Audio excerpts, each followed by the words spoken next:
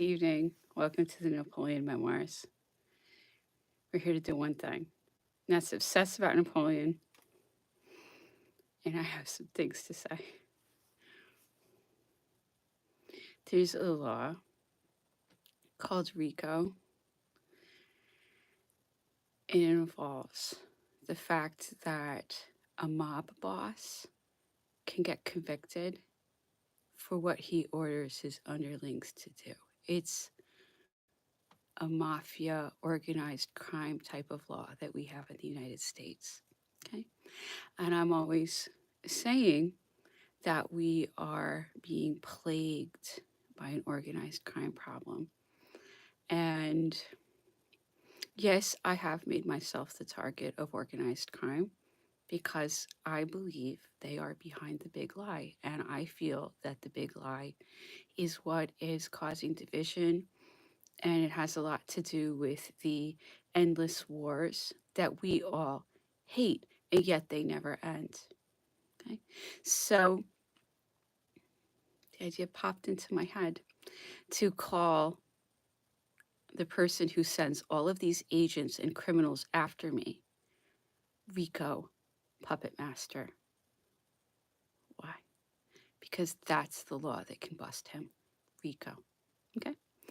And then guess what? There's a puppet show going on about Rico. So learn publicity craft, understand how they do it. When there's something that scares them, they turn it into a big joke. And then they get their puppets to throw it around at each other. And then when the intelligent rich, who are the real people that they care about, because they're the ones who can really do something, they'll feel silly talking about Rico because it's been turned into a joke in the media.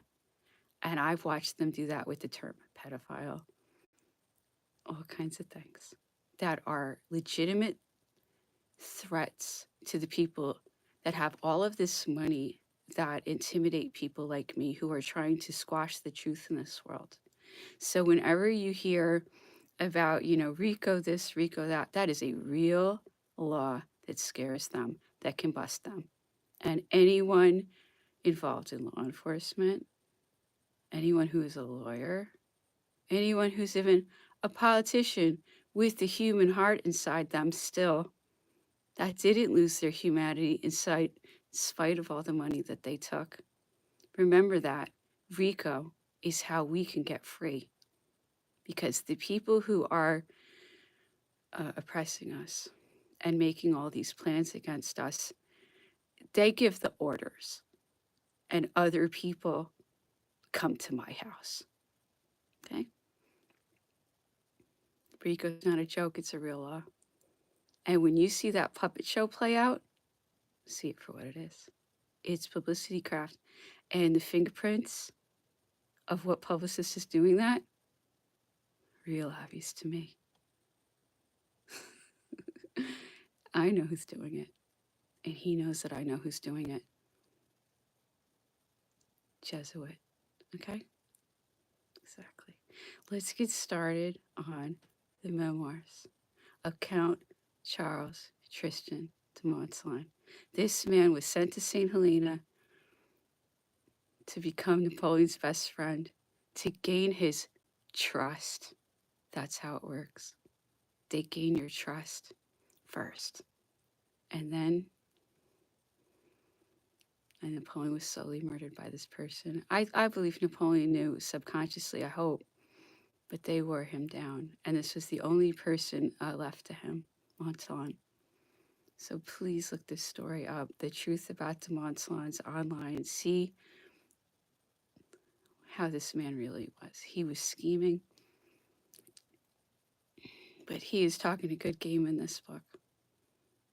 And I want you to see this as the prototypical example of basically a handler that is sent out from English gold. He appears to be coming more from the French aristocracy, but ultimately, who is backing them up? Who is putting them back in charge? Once again, as always, it's English gold. It always goes back to the same exact place. And RICO is the law on the books in the United States of America. That could go right back to the ultimate mob boss in this world, because this world is under a regime of organized crime. And if they didn't know that I was right, and if they weren't watching me, they wouldn't have to put on a puppet show about it. And they know exactly what I'm talking about, because, oh, that publicist is a lawyer. Exactly. Okay, so let's get started. Let's get started. So interesting. The plot's always thickening. And I've gotten sued twice.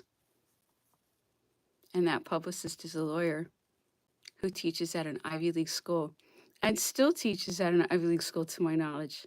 Ivy League schools. Always goes back to those Ivy League schools, doesn't it? Here we go. It's interesting. People pay so much money to send their children to these schools.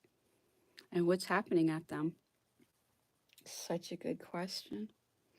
So, yesterday, the agents of the English government would roll up to Napoleon and say, oh, we want to guide you around the island, and we want to show you around, and we just want to keep you company. But they were spies. So why can't they just say, hi, Napoleon, we're here to spy on you. Deal with it. Why does it always have to be so dishonest and always some kind of for your own good pretext? Okay? Whenever something malicious is for my own good, I have to wonder, who's always doing that? Just be direct. Tell the truth for once. They're a bunch of spies and they want to keep an eye on him. He'd say, well, what can I do? No, but it has to be for his own good. And you will see that throughout this story, as long as I'm doing this stream. It's always for his own good. It's always for his own good. Why do they have to add that to it? Just do whatever rotten thing they want to do. Oh, but it's for his own good. It somehow makes it so much worse when it's some kind of huge favor they're doing. I don't know what that's about. They always have to pretend they're the good guy. But at the same time, it binds them. They have to always pretend they're being good. So it actually limits what they can do. It's very good to understand your enemy. Let's continue. How can the sovereigns of Europe be so short-sighted and so blinded by the passions as to allow the character sovereignty of the anointed of the Lord to be profaned in me? Said Napoleon. How is it that they do not see that they are preparing at St. Helena with their own hands the fate which awaits them sooner or later, if they urge too far the patience of nations? I entered their capitals as a conqueror. What would have become of them if I had brought thither the sentiments which they now express? They all called me their brother, and I was so by the choice of the French people, the sanction of 100 victories, the consecration of the vicar of Jesus Christ, and the alliances of their policy and of their own blood. After some moments of profound silence, he continued, You're right, Bertrand. Let these gentlemen make their complaints. Mine are below my dignity, my character. I command or I'm silent. And the emperor spoke no more of the note, but a week after, Monsieur de las Casas secretly delivered it to one of the officers of the brig Red Pole, which the admiral was about to send to England. Note, by the return of the next ship, the emperor is desirous of receiving news of his wife and his son, of knowing whether the latter is still alive, and protests anew against the extraordinary measures which have been adopted against him by the British government. First, the British government has declared him a prisoner of war. Emperor is not a prisoner of war. his letter written to the Prince Regent and communicated to Captain Maitland before going on board the Bellerophon sufficiently proves to the whole world the nature of his feelings and his confidence in the treatment which he would receive under the protection of the English flag. The emperor need not have departed from France without making stipulations concerning his personal safety and treatment. But he disdained to mix up matters of personal interest with those great national interests with which his mind was constantly occupied. He could have placed himself at the disposal of his father in law, Emperor Francis, but from confidence which he has always felt in the English nation, he wished for no other protection than that of Great Britain. And having renounced all public affairs, he wished to settle in no other country than one governed by fixed laws, independent of individual will. Second, had the emperor been a prisoner of war, the rights of civilized nations with regard to prisoners of war are limited by the general rights of man, and besides, do not extend beyond the duration of war itself. Thirdly, the English government, considering the emperor as a prisoner of war, its rights were then limited by the law of nations. And as there was no cartel between the two countries in the existing war, it could adopt respecting him the principle of uncivilized people who put their prisoners to death.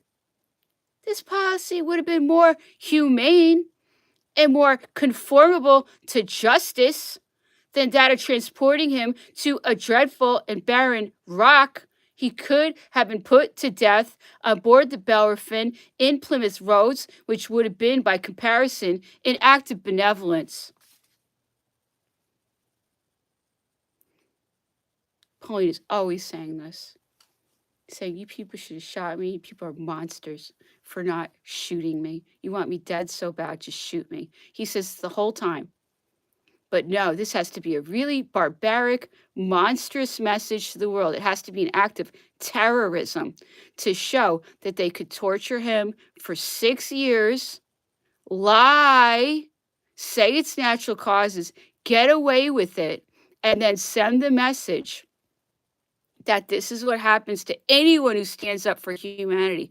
That's the truth. And even his second wife, Marie Louise, who was what she was, when she found out that he finally died on St. Helena, and she had been brought up very Catholic, a weird Catholicism, not a, it was more brainwashing, but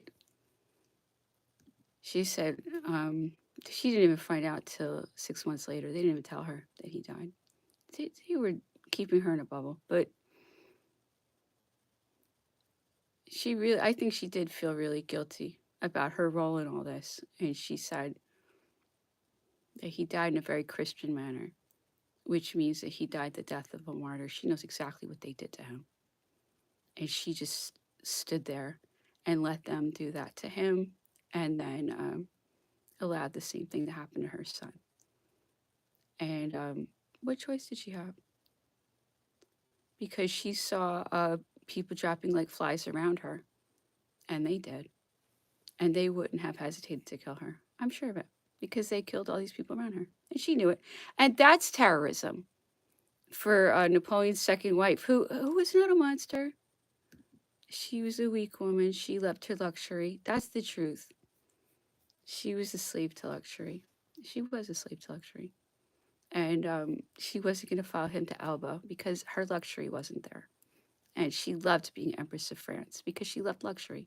That's really what she was a slave to. I don't think she was evil. She just couldn't handle having less than 10 servants around her. And where did that come from? That came from her life and her completely unreasonable expectations as a princess. When they get used to that, they can't live without it. So Marie Louise would do anything to maintain that absurd level of luxury. But on some level, I do believe she understood that she was sacrificing her humanity, and I bless her soul. You know, I hope it's in a good place now, because she did everything to betray the people of the world, and she's viewed that way. And she was a terrible mother. I don't know if she's a good mother to her other children with Nightberg, but this is who she was. And there's all these books um, trying to cover that up. And that alone is, I think, a huge admission of the truth about her. That this secret society English Gold group has to do all of this reputation cleanup on her. And if you read her letters throughout this period where Napoleon is on St. Helena being slowly murdered, she's saying, "Oh, well, it was a political marriage, and he actually wasn't that bad to me. It's a political marriage. You know what do you expect? It's a political marriage." This is how she defends herself. So political marriage is uh, getting married to somebody and then tricking them the whole time. This is a political marriage. What do you know? It's they grow up with like very different mentality on what's correct behavior.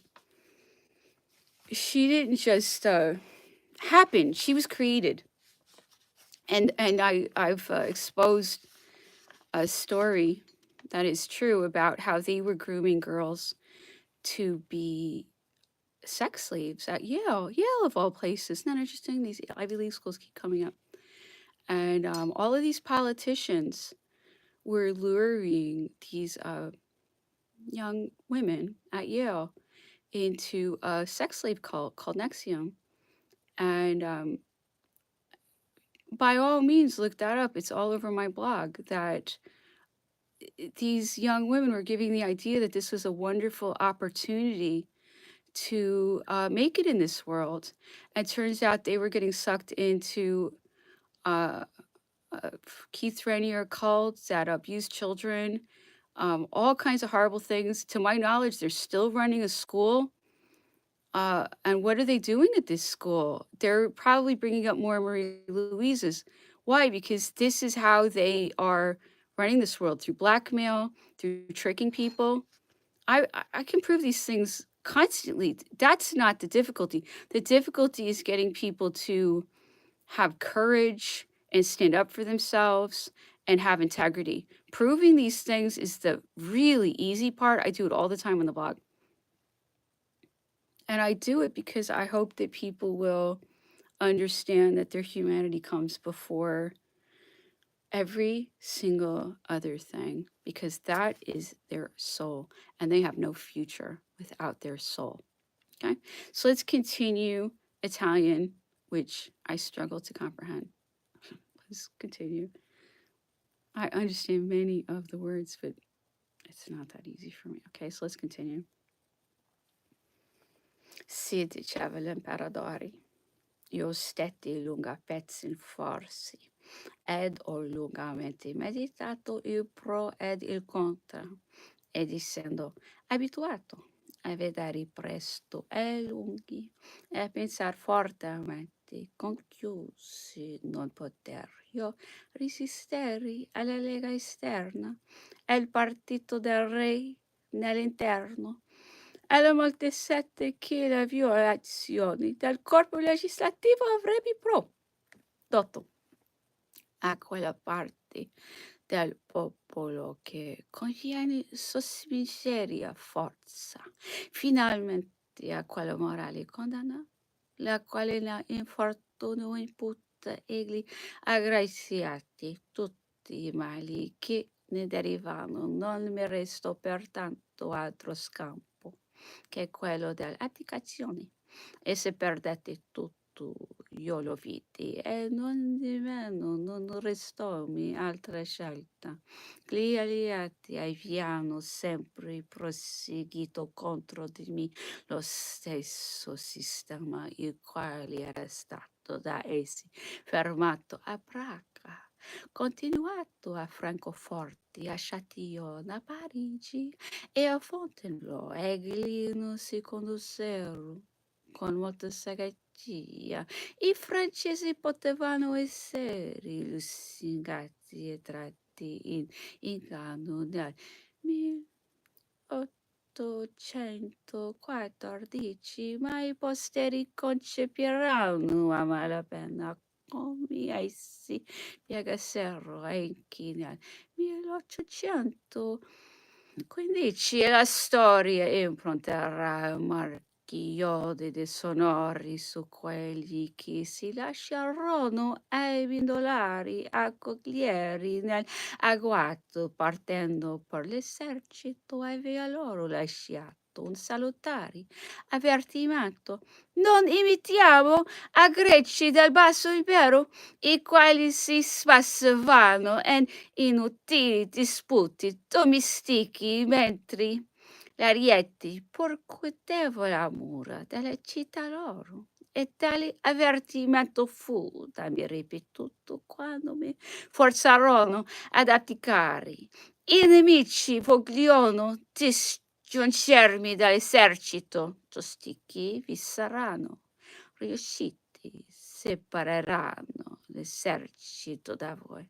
Allora non sarete più che un vil grechi, preda della bestie feroci. Okay, again, Italian's not my strong suit by any stretch of the imagination, but I can understand some words. And Napoleon had this relationship with the Tsar of Russia, who was a very charming, very seductive, very tricky man. And he was always playing games. And he was the grandson of Catherine the Great. So he learned how to be a sneaky snake from her. It's true. I think it's true. But look, these are all my opinions. Take them or leave them.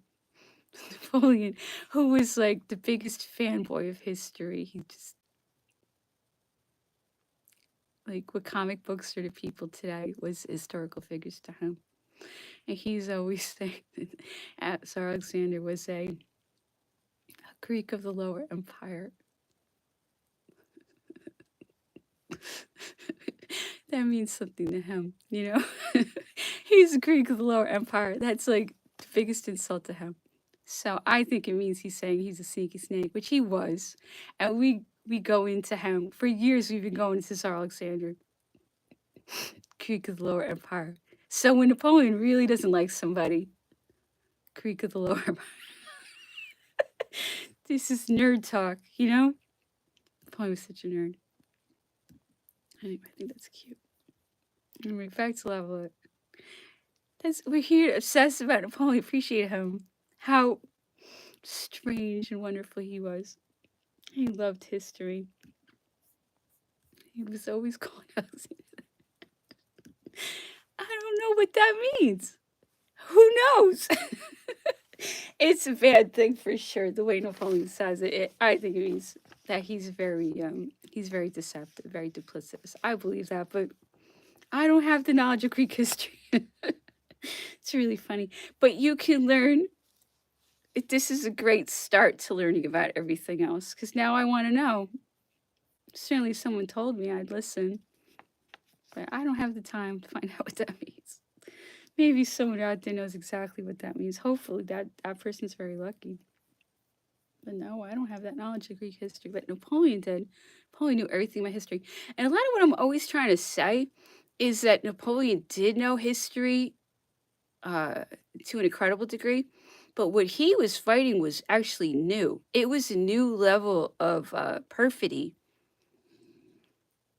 He didn't know what he was up against. So this whole secret society occult world was really escalating their campaign against humanity at this point. And all of us who've really looked into this and seen that it dates back to, I don't know how to say this, Chaldea or Chaldea. I don't know which way to say that. I'm sorry. But Babylon, I know how to say Babylon.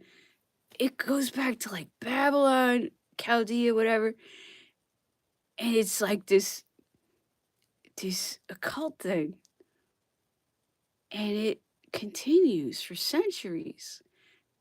And it comes to Europe, and it settles in Italy, and it ends up in England. I don't really know what's going on, but you can tell there's something like spiritual, like what's his David Icke calls it reptilians. I think that I think he's an agent, to be honest with you, and I think he's trying to turn it to a joke. Um, because I remember I was at a wedding, very interesting wedding, and there were these English people of all things, and they were so drunk. This is before I got into any of this, okay? And I probably shouldn't have been at this wedding, to be honest with you.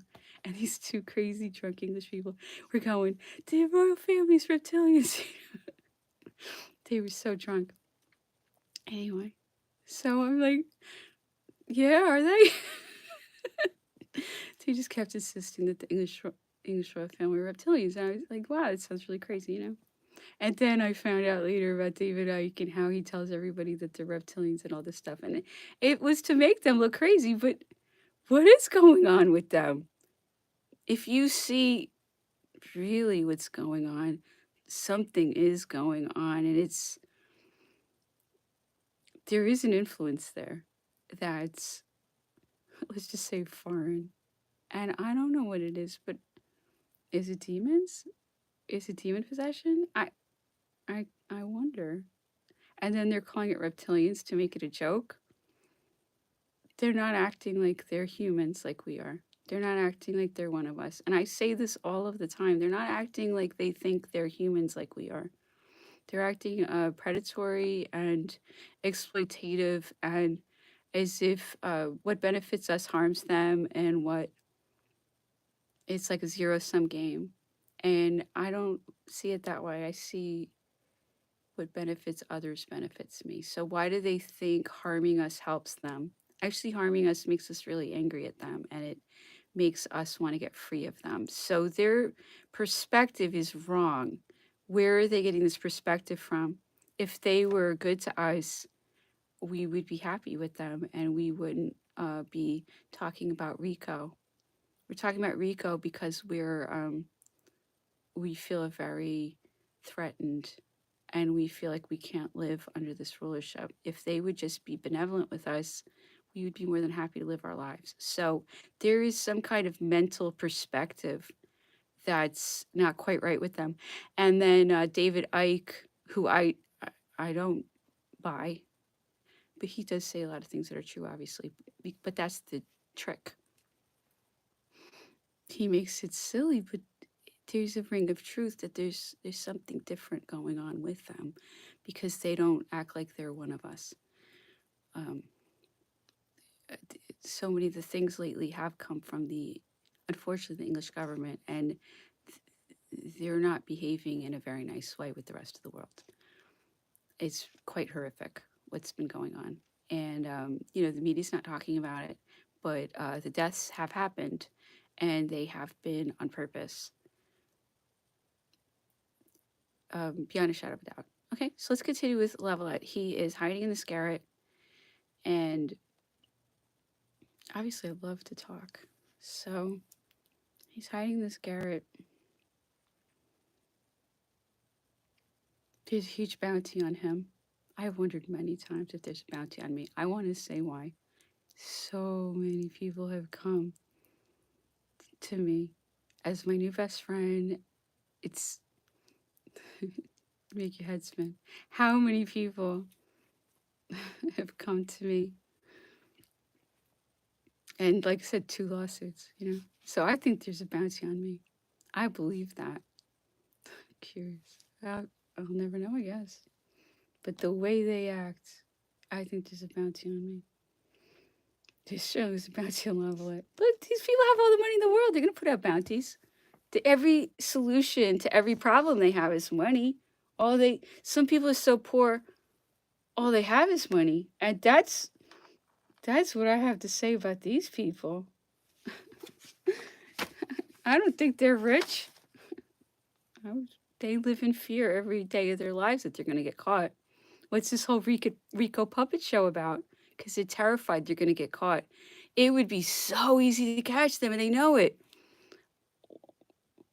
Why? Why don't people embrace heroism in England? England's such a beautiful country. I know I know England has the heroes. I know for a fact. Right, King Arthur? It's a tradition of heroism. I know that's a fictional story. There's heroism. There's heroism out there. That's all you need, a little heroism.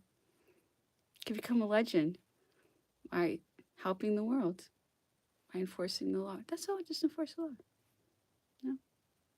The police shouldn't work for the criminals. The police should work for the people who are doing the right thing. And I hope the police all reflect on that, okay? Because their souls are at stake. Okay, let's continue.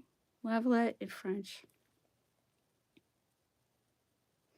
Une femme, Madame Bresson, vint elle-même.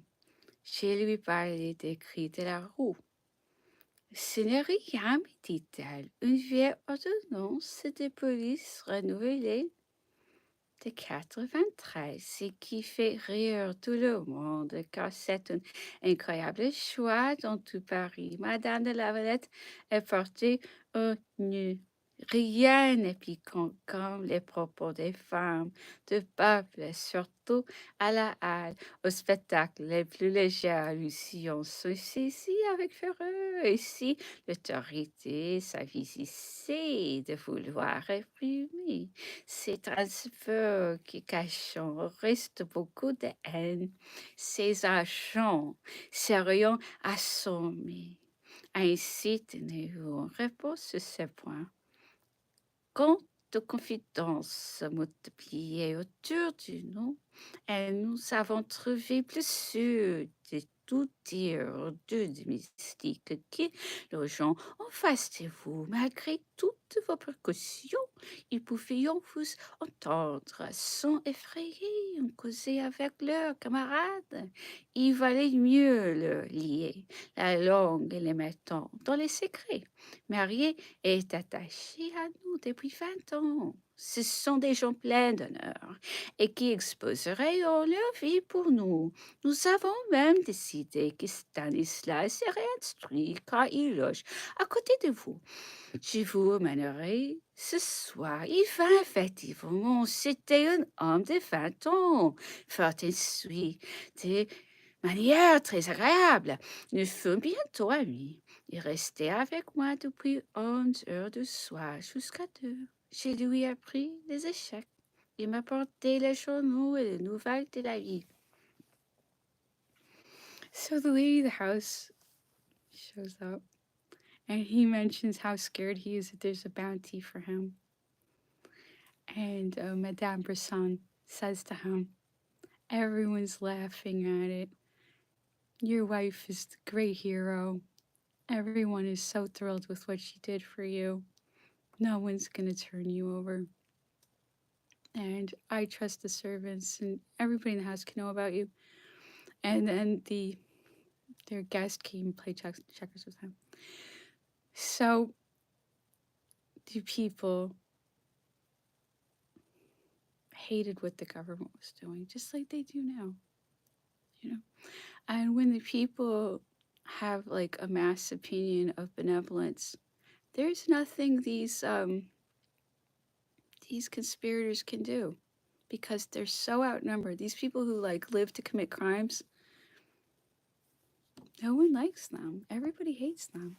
They have to sneak around like snakes and hide who they are and pretend that they are that they do charity and they're nice people. It's, I don't know. Yeah, they're rich, but they have to hide everything they do. Right? Is it worth it to be rich? To live in constant fear of getting caught? Because they do get caught. Maybe, oh, the big guy doesn't get caught, but he can get caught. It's up to us. And then what happens if the real mob boss gets caught? Where is he? Is he still in England? It's a good question, right? What? Can you imagine what the world would be if the dictator went down? The puppet master? We'd be free. And we could figure out how to look out for ourselves. We could figure out how to get manufacturing back and agriculture back, and we could learn how to defend ourselves. We're not stupid. We have the capacity to look out for ourselves if we can cooperate with each other. We don't have to rely on organized crime to be our government. It's all mental. All of our fears are mental. Everything holding ourselves back is mental. We can get free. We are intelligent. We have been brainwashed into a position of learned helplessness. We have a lot more strength than we think that we do. And please read the blog, because I am mentioning that there's a big transit going on right now that is about generosity and benevolence and spiritual progress at the international level. And we can access that energy and we can get free. Because what's been done to us is completely unacceptable, as everyone knows. Everyone listening knows. And even the people who are not on my side that are listening, we could have a better life, all of us. We don't have to live like this. The criminal lifestyle is not a happy one.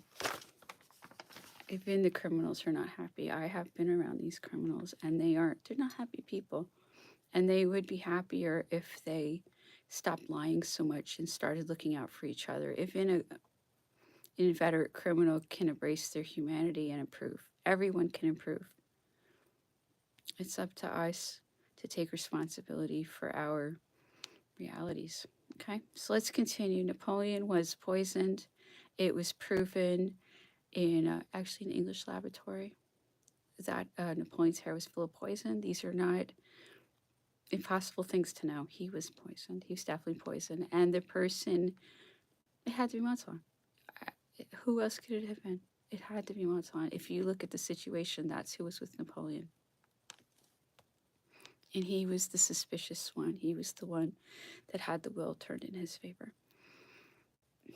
And he's the one who wrote all the suspicious letters to his wife. Okay? And I'm not going to repeat myself again, but it was Montauk. Anyway, let's continue. Para el emperador moribundo, todas estas razones eran suficientes para inducirle a creer que su vida había sido abreviada mediante un ataque solapado. En un comentario oral que hacía el 22 de abril de 1801 a su gran mariscal de palacio, el conde Bertrand, relativo a su testamento, el emperador dice que primero se la matado con el clima, después alfirizado y por fin por falta de ejercicio. Esos afilerazos son las ofensas reiteradas que se le infligían y que minaban su resistencia moral. Asimismo, se le habían hecho difíciles los paseos mediante la colocación de sentinelles de modo tal que no podía hacer un movimiento sin ser observado. Por esa razón, permanecía cada vez más encerrado en la casa. Más tarde fueron retirados los centinelas, pero por aquel entonces Napoleón ya no estaba en condiciones de salir. El emperador añadió en sus comentarios que la oligarquía inglesa adoptaría sin duda una actitud defensiva y publicaría documentos para demostrar que no había sido asesinado. Por esto rogó el general Bertrand y a sus otros compañeros que estuviesen dispuestos para contestar a los ingleses y que debía vigilar sobre todo el hecho de que había dos clases de correspondencia, y una ostensible y la otra secreta, y que ambas estaban en oposición. Stop it right there. This is actually a very juicy book. So Napoleon knows, look, these two enemies, when he's talking, are English gold and the English oligarchy. That's what he calls them. And he says he knows the English oligarchy is going to want it to look like natural causes. And this is another thing Napoleon always says. He says they're keeping two books, the official books and then the real books, where they're actually saying the truth. He always says that. So he knows that they're springing a natural causes death on him. He's saying this the whole time. He knows exactly what's doing to him. He's always saying, you guys would show a lot more courage if you just shoot me. He says it the whole time. And why the need to be so deceptive about everything all the time, constantly? That is really the hallmark of English gold. It's always for your own good. It's always because they care. It's always some kind of charity art thing. It's always some big favor they're doing you. What is that? It's weird how it has to be cloaked in lies. What is the necessity for the lying? Is anyone fooled? Is anyone thinking that this is real? It's creepy, but then they always have to like stick to that. Oh, but we're such nice people and everybody else is terrible. But then they have to stick to that fiction that, oh, they're always here to help. For example, I heard that like the English foils were not received well in the Caribbean. They're like, oh, but we just love everybody and we just care about everybody. Why is everybody so bad to us? They always have to take that like, we're so good and everybody's so bad. They have to do that. They can't ever deviate from that. They're all good perspective. Once you recognize their fingerprints, it's, oh, there they go again. You can just watch them go. They're always going to be the good guys. It's always going to be unfair. This is what I was saying about Matt Lauer the other day. They're always the victim. They're always in the right. There's nothing you can do. They're not going to change their perspective on that. It's a little weird. All right, here we go. German.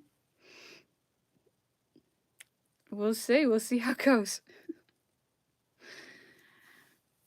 Keiner von uns betrat seiner Zimmer und gerufen, und wenn man ihm irgendetwas Wichtiges mitzuteilen hatte, so ließ so ein Sicher bei ihm anmelden.